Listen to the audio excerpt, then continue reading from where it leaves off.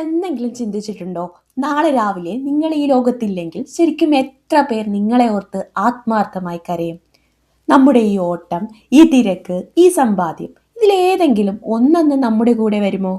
ഇല്ലല്ലേ. നമ്മൾ ജനിച്ചപ്പോൾ കരയുകയും ലോകം മൊത്തം ചിരിക്കുകയുമായിരുന്നു. പക്ഷേ നമ്മൾ ഇവിടെ നിന്ന് പോകുമ്പോൾ നമ്മൾ പുഞ്ചിരിക്കുകയും ലോകം നമ്മളെ ഓർത്ത് കരയുകയും ചെയ്യുന്ന രീതിയിലാണോ നമ്മുടെ ജീവിതം? അല്ലെങ്കിൽ അതെങ്ങനെ മാറ്റിയെടുക്കാം? നമ്മുടെ ലൈഫ് കുറച്ചുകൂടി മീനിങ് ഫുൾ ആക്കാൻ സഹായിക്കുന്ന ചില കാര്യങ്ങളാണ് ഇന്ന് നമ്മൾ സംസാരിക്കുന്നത്. അടുത്ത കുറച്ചു മിനിറ്റ് നിങ്ങൾക്കായി മാറ്റിവെക്കൂ. എല്ലാവർക്കും സ്വാഗതം. ഞാൻ ജസ്ന. പലപ്പോഴും നമ്മൾ ജീവിക്കുന്നത് മറ്റൊരാൾക്ക് വേണ്ടിയാണ്. നാട്ടുകാരെന്ത് പറയും, വീട്ടുകാരെന്ത് കരുതും, ഈ പേടിയിൽ സ്വന്തം ഇഷ്ടങ്ങൾ നമ്മൾ കുഴിച്ചു മൂടും. സത്യം പറഞ്ഞാൽ മറ്റൊരാളുടെ തിരക്കഥയിൽ അഭിനയിക്കുന്ന വെറും നടന്മാരാവരുത് നമ്മൾ. നിങ്ങൾ മരിക്കുമ്പോൾ ആളുകൾ ഒരിക്കലും നിങ്ങളുടെ ബാങ്ക് ബാലൻസ് അല്ല ഓർക്കുക, മറിച്ച് നിങ്ങൾ അവരോട് എങ്ങനെ പെരുമാറി എന്നതാവും. നിങ്ങളുടെ സാന്നിധ്യം കൊണ്ട് മറ്റൊരാൾക്ക് ഒരു ചെറിയ ഗുണമെങ്കിലും ഉണ്ടാവുന്നുണ്ടെങ്കിൽ അവിടെയാണ് നിങ്ങൾ ജീവിക്കുന്നതിൻ്റെ അർത്ഥം തുടങ്ങുന്നത്.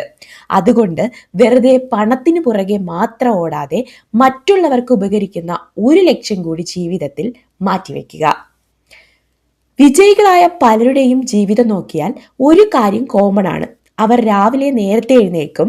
5 മണിക്ക് എഴുന്നേൽക്കുക എന്ന് പറയുന്നത് വെറും ഒരു ശീലമല്ല, അതൊരു മാജിക്കാണ്.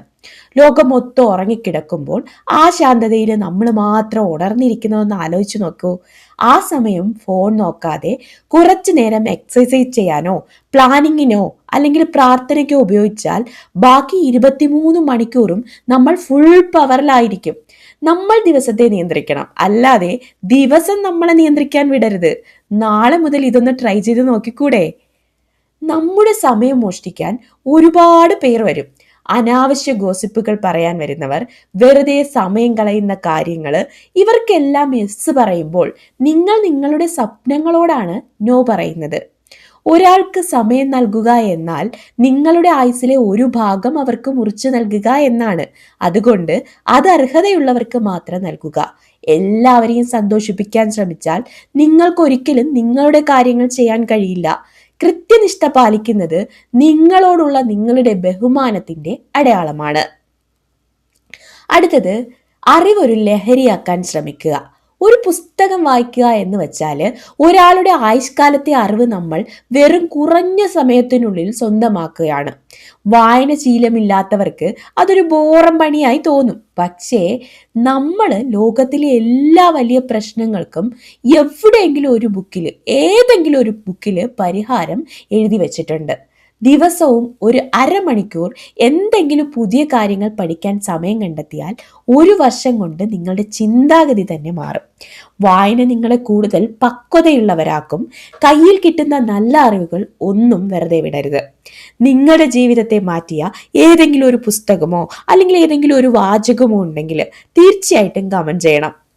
നമ്മൾ എപ്പോഴും വിചാരിക്കും ഏറ്റവും വലിയൊരു കാർ അല്ലെങ്കിൽ ഒരു മുന്തിയ ഇനം കാർ വാങ്ങുമ്പോൾ അല്ലെങ്കിൽ ഒരു വലിയ വീട് പണിയുമ്പോഴാണ് സന്തോഷിക്കാൻ പറ്റുന്നത്, അല്ലെങ്കിൽ അപ്പോൾ സന്തോഷിക്കാമെന്ന്. പക്ഷെ ലൈഫ് അങ്ങനെയല്ല. നമ്മൾ മഴ നനയുന്നതോ വൈകുന്നേരം ഒരു ചായ കുടിച്ചിരിക്കുന്നതോ പ്രിയപ്പെട്ടവരോട് ഒരു മനസ്സ് തുറന്ന് സംസാരിക്കുന്നതോ ഒക്കെയാണ് യഥാർത്ഥ സന്തോഷം.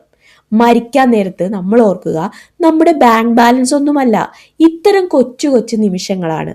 അതുകൊണ്ട് ഭാവിയെക്കുറിച്ച് ഓർത്ത് വല്ലാതെ ടെൻഷൻ അടിക്കാതെ കിട്ടുന്ന ഗ്യാപ്പിലൊക്കെ അടിച്ചു പൊളിക്കാനും സ്നേഹിക്കാനും നോക്കുക. പല കാര്യങ്ങളും ചെയ്യാൻ നമുക്ക് പേടിയുണ്ടാവും, തോറ്റുപോകുമോ എന്ന പേടി. പക്ഷേ തോൽക്കുന്നതിനേക്കാൾ വലിയ പരാജയം അത് പരീക്ഷിക്കാതെ ഇരിക്കുന്നതാണ്.